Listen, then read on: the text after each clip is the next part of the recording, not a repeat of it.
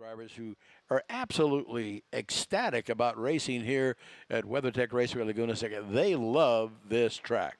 Well, it's one of those iconic facilities, right, in North American motorsports. And in recent years, we've been able to go back to some of the big racetracks with the NTT IndyCar Series. Of course, all of our events run with the NTT IndyCar Series. So races like Road America, when it came back onto the schedule, people were super excited to go there. A couple of years ago, we went to Watkins Glen. We're not there now, but it was a big favorite of a lot of our drivers. Same with the Indy Lights going to the Circuit of the Americas this past year. They love that as well. This was one of those tracks, I think any young driver, when they're coming through karting, you name it, they become race fans, right? They're racing karts because they're race fans. It's kind of what gets them into it. And there's been so many amazing races here. It's such an iconic track. So to get that opportunity to take that first plummet over the corkscrew, it's a bucket list for all these drivers. I was just going to say, it's a bucket list track. It really is for everyone. Yeah. So getting things underway, it's a 20-minute qualifying session for 18 drivers. Again, as I said, the battle for the championship between Hunter McElrea and Braden Eves. Eves getting 1 point back with that pole position yesterday. It's a good fight for third in the championship as well. Darren Keene with 241 points.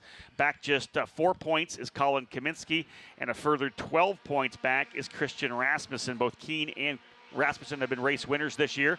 Kaminsky has not yet scored the victory. Of the top 5 drivers in the points, 4 of those 5 have been able to win races. McElrea, Eves, Keene, and Rasmussen. Kaminsky, the driver, most definitely looking to try to go for the next win. Red flag, though, being thrown here on the racetrack. I believe we had a car, I think, potentially coming to a stop on the exit of turn number 4. I saw that on the video as the drivers were rolling out on the racetrack. One driver came out of turn 4, that left-hander. The right-hander leads back over to turn 5, kind of the inside double right-hander 3 and 4, and was kind of slow coming up. Potentially that is the number 22 of McElrea. That could be Hunter McElrea, and this will be interesting, Dick, because if you bring out the red flag, you're going to lose your fastest lap. Wow, yeah, that's a penalty for doing that, and they only use a red flag if a car is in a hazardous position and must be removed. Maybe he came to a stop in an impact zone, so they have to clear that car out of there. With the red flag, all the cars will have to come off the course and come up into the racing pit lane and stand by before they're released back to green flag qualifying conditions. A spotter telling me that he's actually was able to get the car actually refired and going again, so he's actually not going to need help from the AMR safety crew. But still, it brought the red flag out, and it was his fault for bringing the red flag out. So there's a potential that he will lose his fast lap of the race. We haven't even got any lap times in yet, so whatever he does, he's got to put down 2 good ones, not just one. If he's trying to get the pole, he needs more than 1 lap. Too bad he couldn't lose the lap that he did it on. That's true enough. But it's his best lap that's going to cost him. Indeed. But, I just looked at this real quickly. At qualifying 1, 4 of the top 5 are rookies. Indeed. Well, and we get that a lot in the Road to Indy program because so many young drivers come in. But this year was a really strong rookie crop. We had a number of drivers move up to the Indy Pro category. So really, of the 18 drivers, if you look down, there's not many drivers that aren't rookies in the field, probably only 6 or 7. We have a lot of great young rookies. And, of course, they come in with some pretty solid pedigrees from other different organizations and other series as well. Hunter McElrea winning the Road to Indy USF 2000 $200,000 scholarship shootout last year. That was a big victory for the driver from Australia. So Hunter McElrea, again, he's got the Mazda Soul Red colors on the car. You'll see that as well with other champions. Number 1 being Kyle Kirkwood, who scored the championship last year in USF 2000. Green flag. And as well with Rinus VeeKay and Indy Lights having won the Indy Pro 2000 championship. And green flag is indeed out. Hunter McElrea's brought that Mazda machine, that Soul Red machine, back to pit lane. There's an issue with the power plant potentially. The good folks from Elite Engines, Steve and Logan Knapp, down there right now, making sure they get that thing dialed in. They'll get the bonnet, the rear cover, engine cover, bolted back on, and get Hunter McElrea back out on track. Augie Paps, the team owner, right there as well. McElrea trying to get things refired. Yeah, just stalled it real quickly and had to restart. But he is back on the racetrack. He's not happy with himself. Well, you know what? It's one of those things where you're trying to win a championship, and these are young drivers, and it's, once you get to Indy Lights, you've been through that championship battle, and that's, I think, the reason why we had such a fantastic fight this year between Oliver Askew and Rinus VeeKay in the Indy Lights program is they both went through this. They've won championships and they've lost championships. In 2017, Oliver Askew and Rinus went head-to-head. Oliver won the championship at USF 2000. Renus had to take the defeat, even though he had such a consistent season. You moved to last year, 2018. It was Renus VK who won the championship. Oliver didn't win it. He finished third overall. So that battle was, hey, you know what? This time Oliver has to take the defeat. And I think that drivers learn more from their failures than they do their successes. And so those drivers have been through that battle. Hunter McElroy, he and Braden Eves in one right now. Yeah, I think you can categorize it as a teaching moment. No, there's no doubt. It's all about experience. And every lap and every race and every session is all about teaching moments. This is a driver development ladder system, and we watch these drivers. And in fact, I talk to them. I ask them this question all the time when we're doing interviews. How much different are you? We got another driver off the racetrack here on the exit of turn number 2, Dick. Yeah, these off drivers left. I wonder if that's Hunter McElroy again. He's already going to lose his fast lap of the race. That could potentially be Hunter again down there in exit of turn number 2. It would not be a stretch to think it was him. That's not an impact area. Now, red flag flying again. Wow. Red flag has flown once again. Only 12 drivers have actually posted times, and again, a driver off the racetrack. Exit of turn number 2, right at the exit of pit lane. Those of you who have tuned into the Road to Indy TV app. There's another shot there. You can see it on the video. Right on the exit. Could be him. It is a red car. Hard to see this distance, right? But yeah, again, there's only so many red cars in the field. Very likely to be Hunter McElroy, who's had some issues. Indeed, it is Hunter McElroy. Nolan Seca with the fast lap right now at 2:14.313. We're only about 40 seconds off where we were because the drivers were just doing their out laps. Yeah, and the quick lap yesterday in qualifying 1 was a 1:24.9.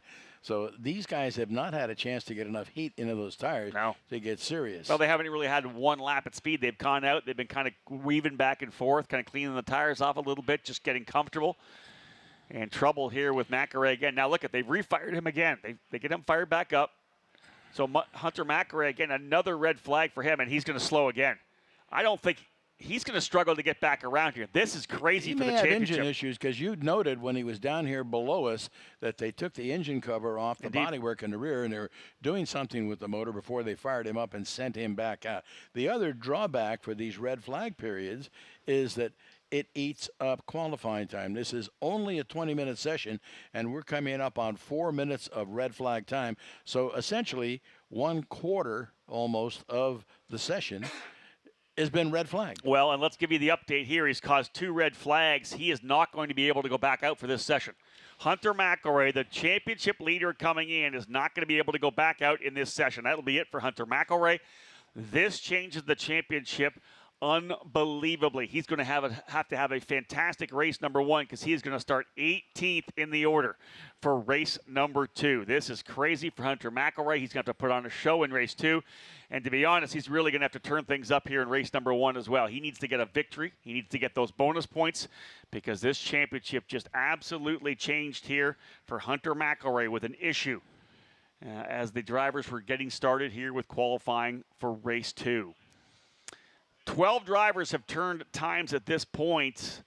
The other 6 have not. Hunter McElroy, they're going to push that car off the racetrack to drivers left on the exit of turn number 3.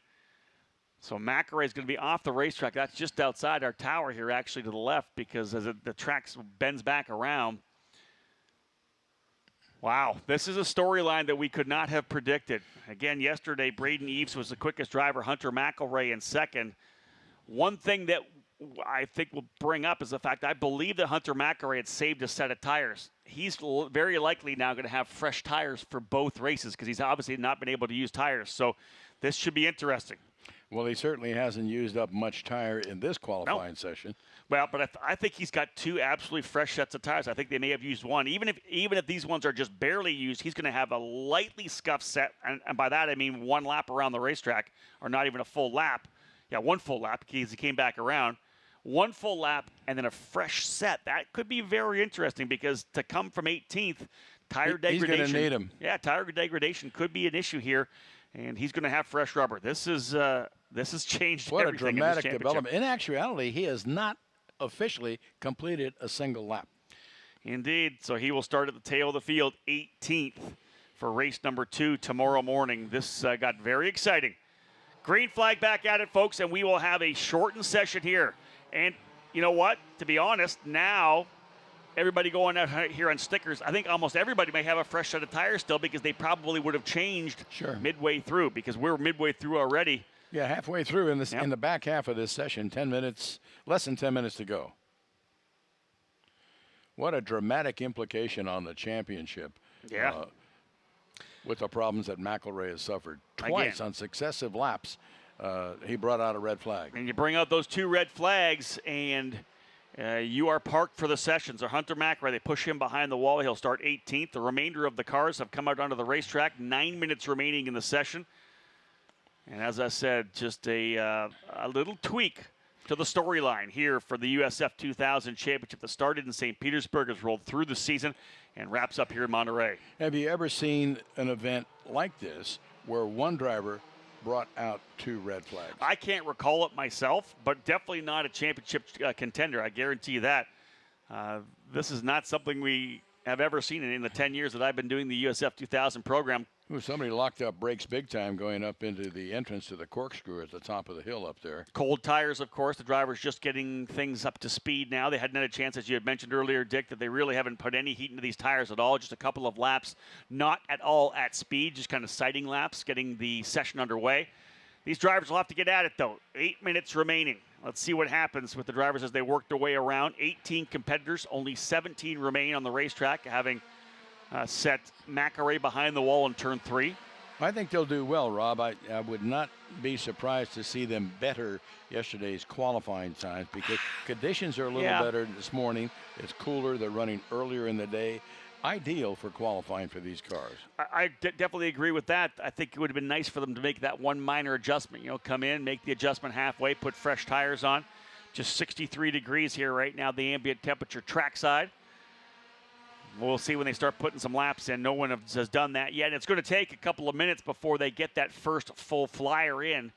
And then again, the fuel will start to burn off. The cars will get a little bit lighter. The drivers, right now, a lot of them running together on the racetrack. I'm surprised Moore didn't kind of wait back because that's the one thing you don't want to do. You don't want to get caught behind a slower car when you're trying to lay down a flyer. Open racetrack, crucial for these drivers. We'll see who has been able to pull back. The 8 of Eves and the 2 of Darren Keene with open racetrack. That's key here right now.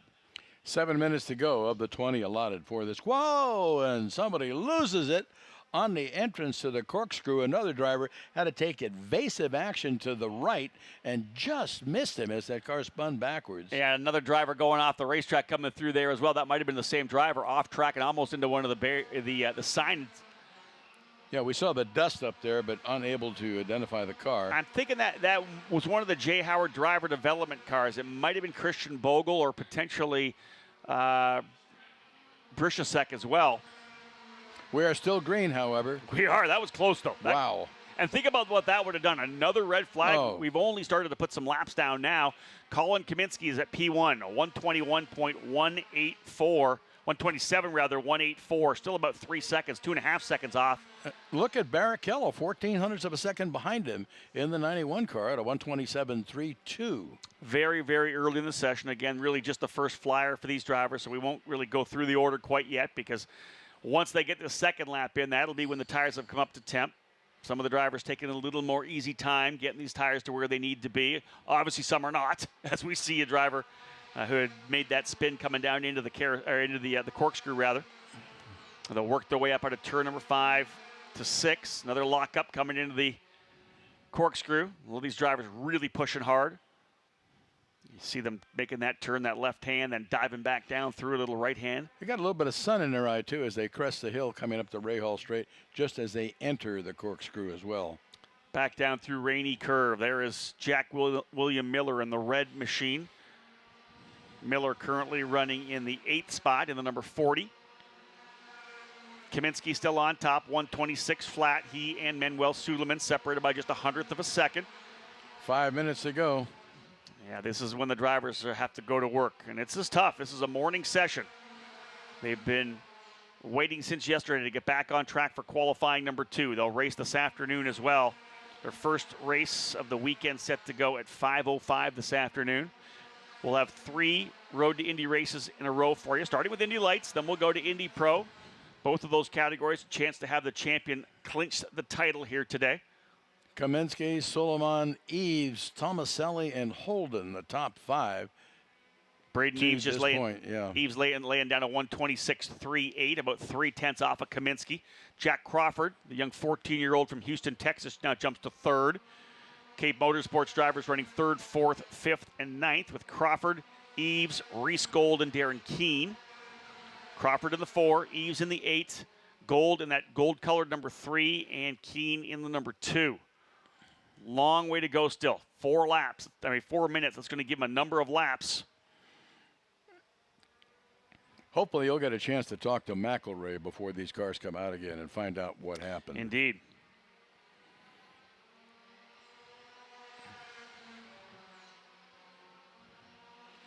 Well, they're finally down into the 125s. They're getting close to where they were yesterday.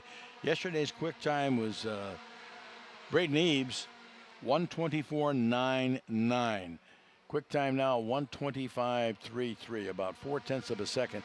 Kaminsky is at the top of the heap, and I think the next couple of laps you're going to see those times drop a little bit. We've only got time for about 2 more laps as we're coming up to 3 minutes left in this session before the checkered flag waves. Colin Kaminsky from Chicago, Illinois, quickest in the morning session, the only practice session we had on Friday, a 125.337. Now he has about 0.2 of a second on Suleiman. Eves back up to 3rd. Darren Keene now to P3 in the number 2. 3rd for Darren Keene, the driver from Boca Raton, Florida. 125.839, just a half a second back. Eves in 4th. Gold 5th. Eduardo Barrichello runs 6th. Yuvan Sundaramurthy in 7th. Zach Holden 8th. Christian Rasmussen 9th. And Jack Crawford now rounding out the top 10.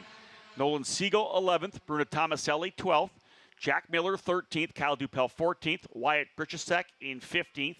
Christian Bogle, Ayrton Ori in 16th and 17th. And as I said, an issue for Hunter McElroy, 18th.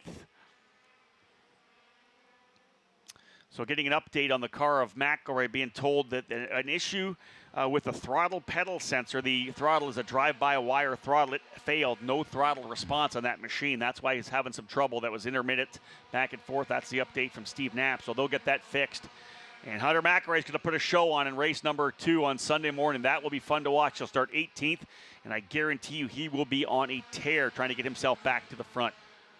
Well, he'll be on a tear trying to get himself back to the front, but he also has to be careful to make sure he doesn't make contact with anybody else and get himself further in the hole, because if he damages his car... Well, that's the championship will be over. That's the final race. Not only the race is over, but the championship is over as well. But he's got to go. He has to go for it.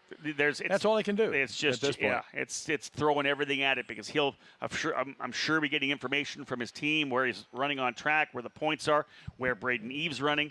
But really, it's going to come down. What's going to start with tomorrow? This afternoon. Let's see who's able to win this afternoon. That'll see how the championship plays out. Yeah, Eves could develop an issue in this afternoon's race. You don't know. There's still the script hasn't been written yet, so to speak. Coming down to less than a minute and a half remaining. Still Kaminsky on top in the number 23. Manuel Suleiman second in the 12. Braden Eves third. Zach Holden's moved up to 4th in the Legacy Autosport number 14.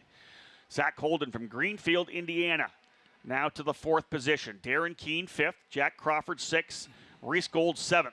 Here comes Eduardo Barrichello as he continues his march forward. And Kaminsky just turned in a lap that was quicker than yesterday's qualifying session at a 124.901.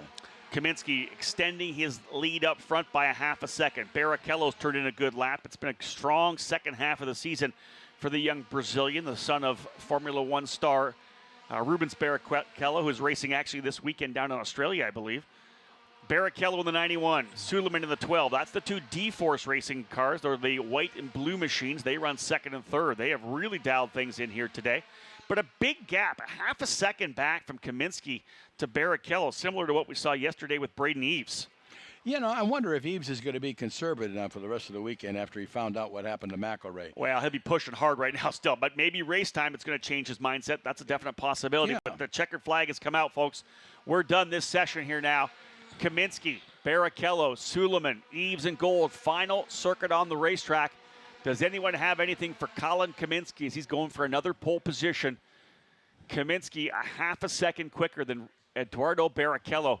Again, the final circuit for the drivers here. Kaminsky does not go any quicker, 124.901. Neither does Suleiman. He'll be P3 at this point. Yeah, Kaminsky with a dominant lap. You look at the gap between second and third and fourth. It's just hundredths of a second, and Kaminsky's got almost a full half second over the second place car. Eduardo Barrichello able to go quicker on the final lap there. He does a 125.362 to cut it to within that half second. Looking for the remainder of the field still to come through. Eves fourth, Gold fifth, Holden sixth. Still waiting for Eves, Gold, Keane, and Crawford to come back around. Rasmussen has not crossed the line yet either. Colin Kaminsky, though, in the number 23, 124.901. And it appears, I believe, that the remainder of the field has worked their way back around. Are we done yet on the rate? No, I think there's still a couple drivers coming through right now. There's Eves, P3. Darren Keane jumps up a spot. He'll go to P6, a 125.7.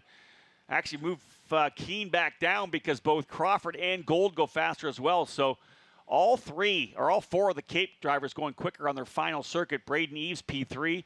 Crawford moves to 5th. Jack Crawford. Reese Gold in 6th. Darren Keane 7th. Zach Holden in the 8th spot. Yuven Sundarmurthy in 9th. And Christian Rasmussen's going to round out the top 10. But Colin Kaminsky in the number 23, the Slick Locks Pabst Racing entry. 4/10 quicker than Eduardo Barrichello. Those two drivers will start on the front row for tomorrow morning's second race of the doubleheader. Braden Eves and Manuel Suleiman will be row 2. Jack Crawford alongside Reese Gold on row 3. Darren Keane and Zach Holden on row 4. Yuven Sundarmurthy and Christian Rasmussen row number 5, and the remainder of the field. Bruno Tomaselli in 11th. Nolan Siegel 12th. Wyatt Britchesek in 13th. Jack Miller 14th. Kyle Dupel 15th.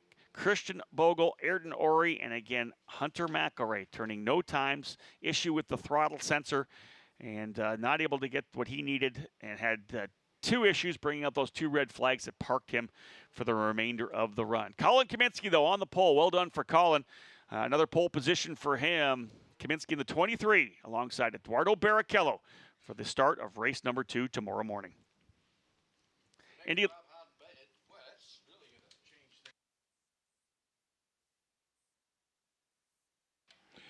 Thanks, Rob. Boy, that is going to change things dramatically with McElroy's problems, and it's going to be something to watch. So it's a good race to watch. Again, we will continue with qualifying now. Next up will be qualifying for Indy Lights. That is a 30-minute session. 30-minute session for Indy Lights. Want to remind everyone that there will be a driver autograph session for Porsche GT3 drivers at the paddock in the Yokohama Tire Compound. That's 11 to 11:30. Driver autograph session for Porsche GT3 drivers.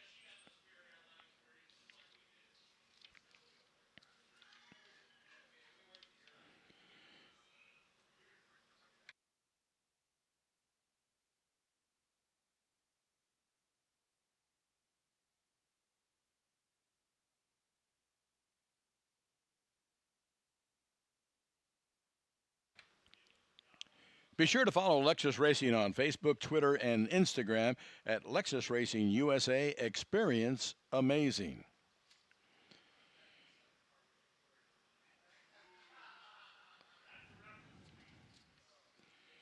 Rabobank, safe, sound, and secure. The Rabobank Group, the 4th safest banking group in the world, as ranked by Global Finance Magazine. Stop by your local Rabobank office today or visit them on the web at rabobancamerica.com. And Safety Clean, the official fluid recycling service company of WeatherTech Raceway Laguna Seca, provides complete environmental and fluid recycling services. As the official sponsor of the Chaparral and Can-Am Circle Campgrounds, an official RV provider, Family RV can meet all your camping needs. Visit them online at familyrv.com. You ever wonder what drivers talk about during the race? Listen to your favorite driver and crew with a scanner and headset rental from Racing Electronics. Racing Electronics provides the ultimate fan experience for the ultimate IndyCar fan.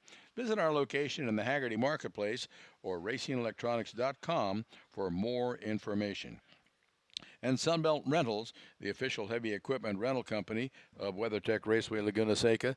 No matter what your equipment needs, go to the ones we trust, Sunbelt Rentals. Visit them online at sunbeltrentals.com.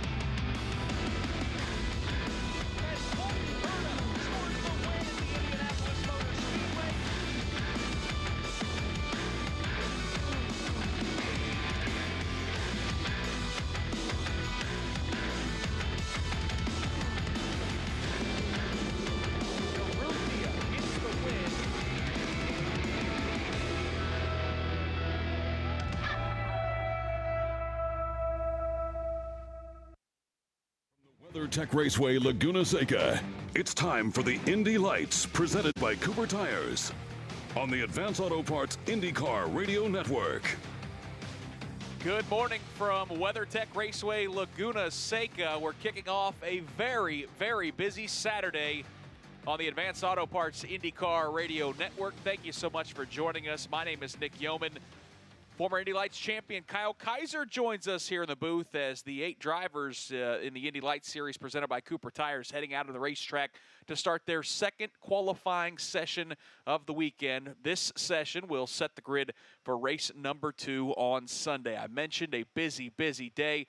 We've got the Indy Lights Series in action later today as they will go racing. IndyCar is on track twice today with a practice session coming up in about an hour, and then they will go qualifying for an ultra-competitive and important NTT P1 qualifying session. And then, of course, we've got Battery Tender Global MX5 Cup action as well. So all told, 6 shows today on IndyCar Radio, and we really appreciate you again for joining us as we'll have coverage of all of the action. And, of course, you're here at the racetrack. Lots of Road to Indy action as well as the Porsche GT Cup. So it is a busy, busy Saturday here at Laguna Seca. Kyle Kaiser, as I mentioned, joins us. And Kyle, this is kind of a home race for you. Welcome back to from Santa Clara. We're talking about not too far from here. Your thoughts and impressions of being back home? Yeah, thanks for having me in, and it feels really special to be back at my home track. I love this place. It's got a very special place to me, obviously. I've won a race here in Indy Lights, so I'm just happy to be back, and it's going to be some fun racing this weekend.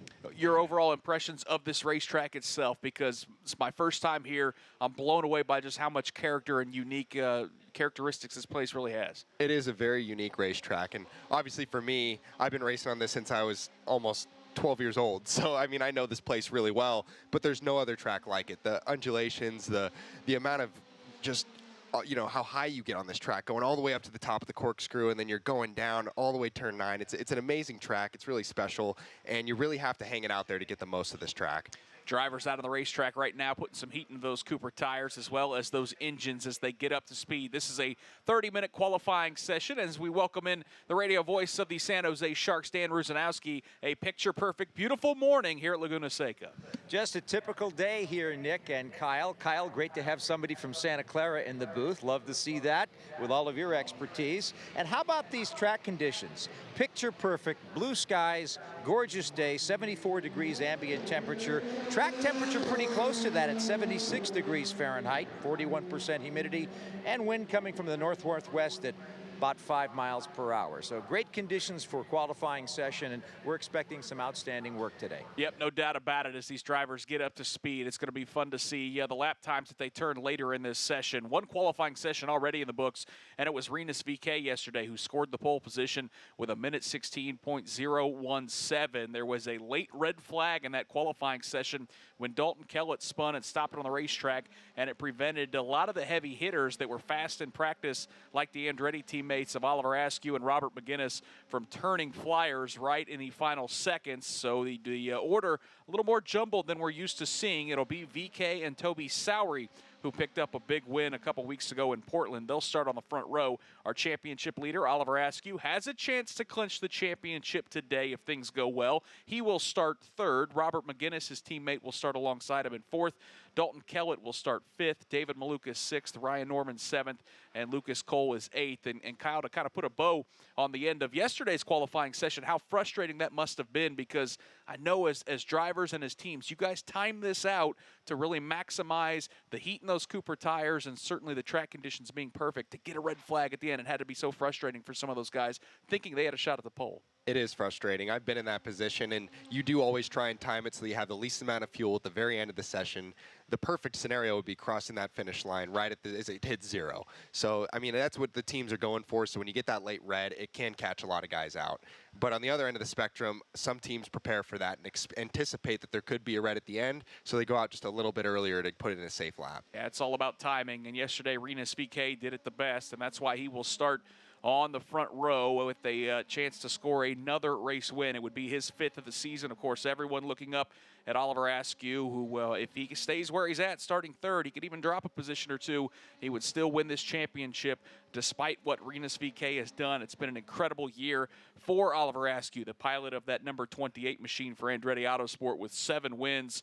And he's in a great position this weekend. Kyle ultimately just has to start these 2 races to win the championship, but with the chance to wrap it up today, I know as a race car driver you want to go for it. You got to go for it. I mean, I know Oliver, and he's had a very consistent year. He's constantly, when he hasn't had a race-winning car, he's usually been on the podium, and that's just a championship mindset. So I know this weekend he knows he just has to start, but you still go into it wanting to get the most out of your car that you can. We've got the advantage of having his onboard shot in the booth as we watch him navigate his way around Laguna Seca. The characteristics of this racetrack, drivers, everyone you talk to seems like they really like racing here. It's a driver's track, correct? I would say it is, absolutely. It's challenging. You need to get the most out of your car to put a fast time here. It's a very tough track because the conditions change so much throughout the session that you have to be on your A game every single lap. Because with this gravel and some of the sand off the track, if you drop a wheel, unlike most tracks, it could really damage your car or suck you off. So you have to be very, very focused to do perfect laps around this place. And we're watching Oliver kind of stall on that steering wheel, making his way through turns 3. This part of the racetrack a little bit wider compared to some of the areas once they start heading uphill towards the corkscrew, but I know a lot of different lines you can take through that part of the racetrack. It's funny. There's certain parts of this track where you'll get 10 people to tell you there's 10 different lines you could take, but it honestly comes down to your driving style and just whatever you want. You could carry a lot of speed into the corner, but you're going to sacrifice a little bit out. So it really comes down to why I think a lot of people like this place is because you could drive your own style and still put out a really quick time. Oliver Askew talked to us yesterday, and he said, you know, the track conditions seem like they changed so much here, and a lot of it has to do with something you just mentioned. A lot of the dirt that gets kicked onto the racetrack, that's got to be an uneasy feeling knowing around every corner that there could be that grip goes away with how much dirt and dust gets kicked up around here. That's one part of it, and also just this track surface seems to be different from most of the surfaces we race on. It's got a very coarse texture, and it seems to degrade the tires in a different way from other tracks. I mean, obviously every weekend we're talking about tire degradation, Sure. and it's a very vague word, and it's a very easy to just place on tire deg, but the rate at which it goes and the severity at which it goes, I feel like here is just a little bit more extreme than other tracks, especially with the temperatures of the track and just the type of asphalt. So I think that's one area in the race that's going to be very interesting to watch is how some of these guys manage their tires. What can you do around here? I mean, obviously you got to push hard in these races because there aren't not a lot of cautions and, of course, not pit stops. What can you do to take care of those Cooper tires throughout the course of a race? I feel like in this series, it comes down to your setup in a lot of ways and your way you can manage your tools in the cockpit. You have a little bit of managing there, but I feel like here more than anywhere, you need to set up a really good qualifying car that is very loose and very on edge because that's how you make a fast lap. But your race car has to be fairly different. You want a car that's pretty secure in the rear because if you're out there running qualifying laps every lap, there's no way you're going to hold on to that thing till the end. I've experienced that before. So just having that experience to know that even if it's not the fastest car, over the long run, it'll be much better in the race. It's a delicate balance. There's no doubt about it. That is the voice of Kyle Kaiser, a former Indy Lights champion who knows exactly what Oliver Askew must be going through this weekend as Askew just now pops to the top of the charts at a minute 16.962.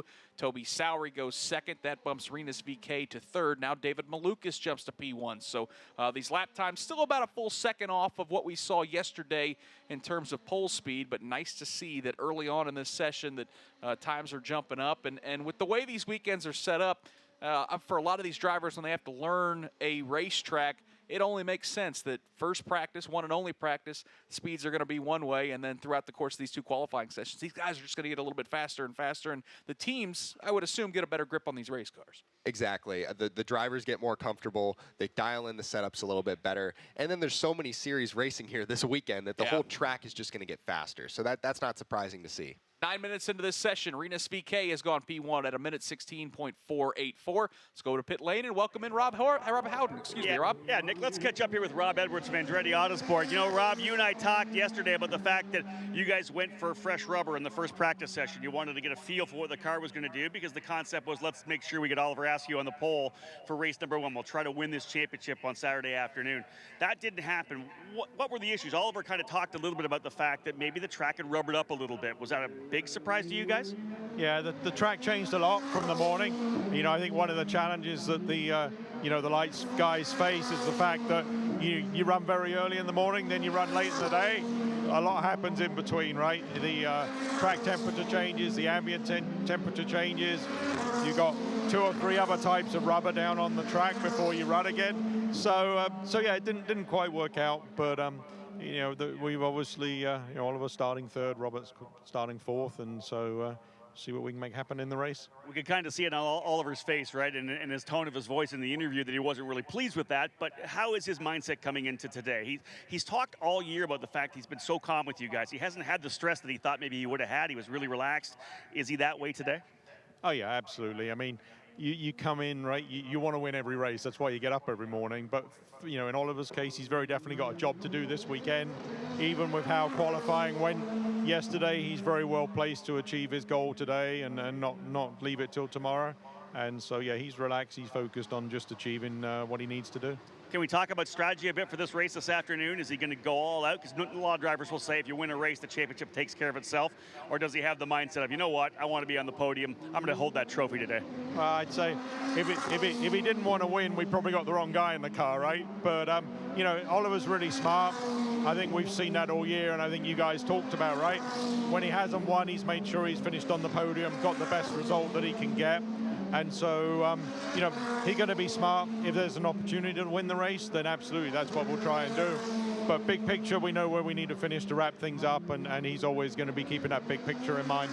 Good luck today. Thank you. Again, Nick, that's Rob Edwards from Andretti Autosport. You don't win championships like Oliver Askew did in USF 2000 and win races in Indy Pro 2000 like he did last year without having that consistency, without having that maturity of being able to approach any kind of situation with the one that's going to give you the successful result. Obviously, coming in here to the race, he's going to start P3, as Rob had said, inside of row number 2 this afternoon, right behind Rinus VeeKay.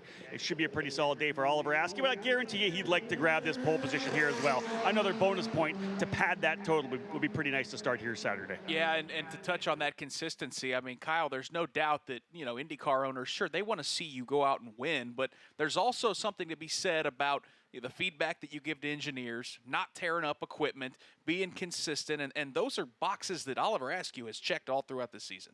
He has. He's always tried to finish the races. And what we saw in Toronto, where he was sitting back in 3rd, he wasn't pressuring, Yeah. he wasn't taking too many risks, and it played right into his hand. But those are the kind of drives that are important to winning a championship, and he's shown consistently that he's able to do that every weekend. So if he wants to score that 8th win of the season, he's going to have to do it from the 3rd starting position today. And, Rob Howden, it's kind of interesting because, sure, Oliver just has to start these 2 races to win the championship, but we know, and we've made a lot about this rivalry between Askew and VeeKay, and while VeeKay certainly wanted to win the championship, he does have an opportunity to end up with more Road to Indy race wins if he can sweep this weekend. Off to a good start already, trailing Oliver by just 1 win. Yeah, indeed, and that's kind of the mindset for Rinus VeeKay, right? We talked to him at Portland when we were there on Labor Day weekend, and knowing that he was probably in a spot where he wasn't going to be able to win the championship, it was all about, you know what, I want to make an impact. I want to win a bunch of races. I want to make sure that coming down the stretch run, they're talking about Rinus VeeKay winning races, and he's lined up right now. They were real strong yesterday, of course, qualifying on the pole. He's lined up to potentially grab 2 race wins to finish off the season. He's looking at what is he going to do next year. Is he going to get a chance to get into the NTT IndyCar Series? He doesn't want to have to come back to Indy Lights another year. I think he feels like he is prepared and ready to go. But you're right. You put a couple more wins in the books here, and it looks pretty impressive because really he's been a consistent driver through his entire Road to Indy career as well. Just a couple hiccups here in 2019 what held him back. But race wins have definitely not been an issue for Rinus VeeKay. Yeah, those hiccups have been minor, but boy, that is all it has taken to give Oliver Askew just the sliver, the opening, the door that he's needed to push through and more than likely score a championship this weekend. Rinus VeeKay, of course, drives for Juncos Racing. Kyle, an organization that you're very familiar with, that you've spent the last handful of years. Let's talk a little bit about that Indy Lights program because, as you know, for Ricardo Juncos, it's been a process of building this all the way up and now getting involved with IndyCar as well. I've always been really blown away by the hard work that entire group's put in over the years. Yeah, I've been with Ricardo for a long time now, and I just know that the way he approaches things, the aspect that he brings to the racetrack and the passion he has is why he has so much success in these lower levels. And I know it'll translate to the higher levels too. Obviously, much stiffer competition and a lot of R&D required to get a good car out there. But I love their approach every single weekend. It's no nonsense. Go out there. They stick to the fundamentals of racing, and it just translates really well to building a good race car and developing good race car drivers. And I think the thing I appreciate, it, looking at the IndyCar side of it and what you guys have been doing is I think Ricardo is really realistic, knowing that, yeah, man, you're not going to just jump into the IndyCar series and 1 week start knocking down Team Penske and Ganassi and Andretti. It's going to take some time. It is a process, and I think we're finding some good partners that want to be on board and are willing to take that trip with us and that journey to get us to the top levels of IndyCar. Well, it looks like pit lane's getting pretty busy. We'll check in first with Dan Ruzanowski. Speaking of those Humco cars, Dan. Yeah, you were talking about the professionalism, Kyle. That's what we've got right now. Both of the cars coming in early. Little discussion with Ricardo. Dalton Kellett would love to have a better session than he had yesterday, where his best time was taken away from him, obviously, with what happened out on the circuit. And right now they're putting on fresh rubber on each of those cars. Right behind me, too, same thing happening with Toby Sowery's car and also David Malukas. But let's go to Rob Howden and see what's going on the other end of pit lane. Yeah, all the way down the far end, Dan Ruzanowski here with Oliver Askew in the number 28 Index Invest Andretti Autosport machine. His engineer, Doug Zister, plugging into the machine, the Dallara, and downloading all the information. A quick chat with Oliver as well. They bolted on the fresh Cooper tires to get him back out onto the racetrack, and almost a full pit lane here. Nick Yeoman, the only driver I don't see at this point, the number 48 of Ryan Norman. Otherwise, everyone in pit lane, they're going to work, fresh rubber going on, engineers talking to their drivers, downloading all the information. Just the status quo here midway through a qualifying session for drivers in Indy Lights. Norman will now bring his number 48 machine in. It's time to see what we can do with sticker tires, because the second half is going to get exciting. Yeah, here's where we stand with 13 and a half minutes to go. The racetrack has gone silent as all the drivers have made their way to pit lane, where a lot of them, as we talked about, will more than likely put on a fresh set of Cooper tires. It's Rinus VeeKay in car 21 for Juncos Racing. It was P1 at a minute 16.381. He's got about a 0.3 of a second advantage over Oliver Askew, the championship leader, at a minute 16.73. Then it's David Malukas and Toby Sowery. So nice to see the BN Racing cars have found some speeds. Their two drivers nearly identical, minute 16.8 laps around Laguna Seca. Dalton Kellett is fifth fastest. Lucas Cole is sixth. Little surprised to see Robert McGinnis and Ryan Norman right now in seventh and eighth here in qualifying. But certainly, Kyle, the best is yet to come for just about everybody, because once they put on these new sets of Cooper tires, as we see a set going on Ryan Norman's car right now, we're going to see these lap times start to drop. The lap times will drop for sure. The track is getting faster. The cars are getting lighter with less fuel. And just being able to dial in those little bits, you look at a little data, talk to the engineers, and just dial in those perfect laps with more grip, we're going to see these lap times drop quite a bit. So let's talk about, while these drivers, a couple of them heading back out of the racetrack, it's going to be a minute before they get up to speed and start turning some quick times. Your experiences here at Laguna Seca, you've, as you mentioned, racing here since you were 12. I imagine various different race cars, some good memories over the years here? Excellent memories. Actually, the first time I came to this racetrack was when I was 6 years old, I think, watching my dad race and Skip Barber around this place. Yeah. So I went up to the top of the hill at turn 8. It's a great view up there. So if anybody hasn't been up there yet, make the hike. It's well worth it. You get a really cool view of the corkscrew, and then you can almost see the entire track from up there. So I have lots of memories watching races from up there, and just looking forward to the days where I got to race. And this has got to be a treat for you, because I mean you're still a pretty young guy, and it's been a while since IndyCar has raced here at Laguna Seca. Did you get a chance to see any of the races before they left? Unfortunately, I never got to attend an IndyCar race. I figured it probably was probably enough time. So this is what a treat, though, for Northern California race fans to get to come back out here. It's truly special, and I just always hoped that I'd be able to race an IndyCar on this track. So obviously, a little disappointed I didn't get to race this weekend, but I know we'll be working really hard to try and get this race, knowing it'll be on the schedule in the years to come. Well, we're certainly glad to have you in the booth, and I know the folks here at Laguna Seca are excited to have IndyCar, and I know the folks at IndyCar are absolutely thrilled to be back at this racetrack. This is just one of those racetracks that belongs on the NTT IndyCar Series calendar, and I know a lot of folks are fired up for the Firestone Grand Prix of Monterey coming up on Sunday. We'll have live coverage of that championship race at 11:30 Pacific time, at 2:30 Eastern time on the Advanced Auto Parts IndyCar Radio Network. And Kyle, now all of a sudden starting to see the racetrack get busier as guys are heading back out on the track. heading back out there. With these cooler conditions, it will take a little bit more time to get these sticker tires up to temperature. So we'll just see these guys starting to build temp in the tires and slowly see those times ticking down. Rob Howden, you have more on those Cooper tires. Well, what I find interesting is the fact that it seems like a number of the drivers are ready to go. Robert McGinnis looks like he's ready to fire up. I think Rinus VeeKay is as well. They've got the front cowl off the 48 of Ryan Norman. They made a camber adjustment, or rather a toe adjustment to the rear of the number 28 of Oliver Askew, so a minor adjustment there as well. Again, as Kyle said, it's going to take a little longer for these drivers to get these tires up to the optimum operating temperature. But again, drivers still kind of hanging out here. I think they realize how many laps they're going to take, Kyle, to get it done, and they're going to want to get it done right at the very end of the session. What I have noticed, though, Rob, is you remember yesterday it seemed like most of the teams went out with, I want to say, 5 or 6 minutes to go.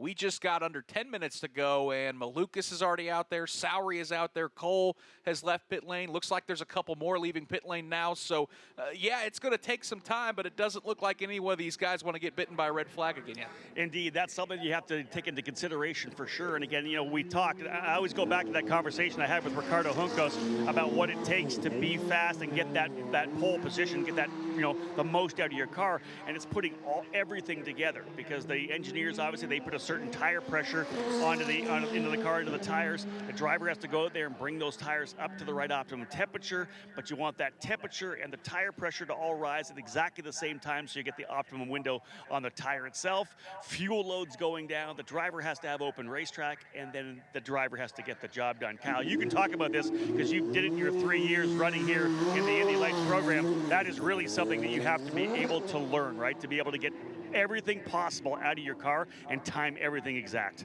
It takes a lot of experience to really maximize the tires, just like you were saying. There's so many variables and factors that go into getting the most out of it. And a lot of it does have to do with how much tire pressure you put in, how you bring the tires up, right? Some people go out there and just start attacking right away. You might miss that window, that perfect where the stars align, where the pressures, the temperature, and everything feels great, so you could drive that perfect lap. But here especially, I feel like yesterday they probably needed a little less time due to the ambient and the temperatures being higher. It just seems like there's that window where it's just cool enough. It is a little brisk this morning, and it just takes a little bit more time to get to that right where the stars are aligned for these drivers. So going out a little bit sooner with a little more time today isn't super surprising.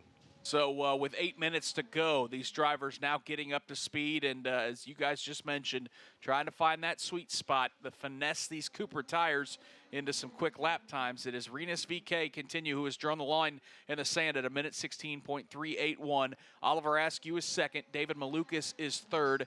Toby Sowery is fourth. Dalton Kellett is fifth. In fact, Sowery and Kellett just swapped spots down in turn number 2 as these drivers continue to find a little space around this racetrack. Oh, so important, Kyle, to make sure that you're not running up on somebody when you're on a flyer. It is a big track, and we got enough room here, but everybody's trying to get that time right. So if you're trying to get your laps right and you want to be able to go after it right away to get those tires up to temp, you might find yourself too close to the car in front of you, and that will affect your fast time. So gapping yourself is going to be very important here early in the session. It's got to be so frustrating for some of those engineers because they're paying attention to when everyone else is leaving pit lane. As soon as you send your driver out, someone else thinks, I've got that same gap. It's not hard to do to get these cars stacked up on out laps. It can happen really easily, but one thing that you see, at least from the engineer's perspective, is they have these race tools where you can see exactly where drivers are on track. And if you just stand next to those timing stands, you'll see the engineers just glued to that, seeing exactly where they are around the track at all times. So they do their best, but then right when you think you're doing it perfect, somebody comes right out in front of you. So all you can do is your best. Yeah, the good news is with just 8 cars in Indy Lights, it's easier to space them out a little bit. But there's been some weekends on some of the smaller road courses that we go to, like a Toronto or a Detroit in the IndyCar series, where when you're sending 12 or 13 cars out to try to find some space, it can be awful tough. It can be really challenging, and the funniest thing is all the drivers are complaining about, man, this guy's holding me up, he's backing off, but then they're doing the same thing. Exactly. So nobody really wants to take responsibility because everybody's looking out for themselves. And the folks I feel worse for are the folks at the trailer and race control trying to figure out exactly who's doing what. They have all that telemetry. We know usually none of these guys are doing it from a malicious standpoint. They're trying to find their own place, but boy, it's got to be so hard to hand down some of those judgment calls. Yeah, it's very challenging to be able to say, you're at fault, because everybody's out there doing the exact same thing, looking out for themselves. So, when you're off the track, you'll talk to the other driver and say, yeah, give me a little bit more space. And then they'll go out and just, mess up your lap. So everybody's usually a little selfish in qualifying. It's a job I wouldn't want. With 5.5 minutes to go, Rob Howden still waiting to see some big speeds. Just saw one as Toby Sowery jumps to P1 at a minute 16.338. Well, that's it, right? If you're around the racetrack right now enjoying this fantastic morning, we got some GT3 Porsches were out early. We had the USF 2000 field already out here. The Indy Lights drivers now qualifying. They've got a speed trap here up on top of the WeatherTech bridge right here at start-finish, and I'm kind of watching the speeds we're seeing so far. Quickest I've seen as of yet has been 148 miles an hour for Oliver Askew. Toby Sowery at 147. A number of drivers 147 miles per hour. We talk a lot about total time running the circuit around here, Nick, but it's always cool. We do it always at the Indianapolis Motor Speedway and on the ovals, right? We talk about the speed actually over the time. We talk time on road courses, but always nice to check back in. 148 miles per hour as they go through the stop here, the timeline coming across the start-finish line. That speed trap pretty cool, 148 miles an hour. Yeah, and Kyle, to that point, I kind of get the sense at this racetrack there aren't a lot of places where you can, catch your breath. The one might be on the front stretch, and as Rob points out, oh, by the way, you're nearly going 150 miles an hour. The front stretch here is a little bit dicey because you do have that slight left, which they could call turn one. Yeah. That slight left-hander cresting over that hill. And when on new tires, it's not too sketchy, but as the race goes on and you're starting to get on pretty worn-off tires, it can be truly challenging. Rob Howden, you just saw one of our championship contenders have some issues in turn 11. Yeah, we can only really see one corner down here from pit lane, right? That's turn 11, that slow corner that comes onto the front straightaway. I looked over really quickly, and that Rinus VeeKay is pushing to get that pole position once again. He went full 4 wheels off on the outside of turn number 11, was able to get back on the racetrack. But, of course, that's going to hurt this lap and the next lap as well, as Rinus VeeKay is going to have to spool things back up. And you can tell the Dutchman is pushing hard. Yep, Toby Sowery at the top at a minute 16.103. Oliver Askew across the start-finish line. He turns a 106.472. That is his best lap of this session. Still only good enough for fourth.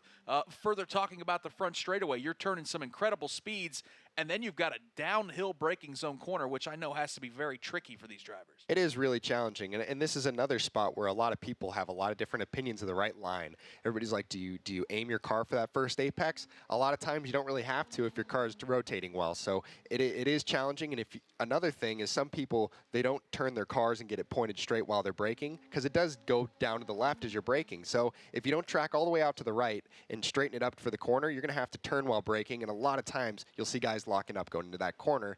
The big reason is because they didn't turn and straighten the car out before they started braking. And in qualifying, of course, you can be aggressive and pick your own line.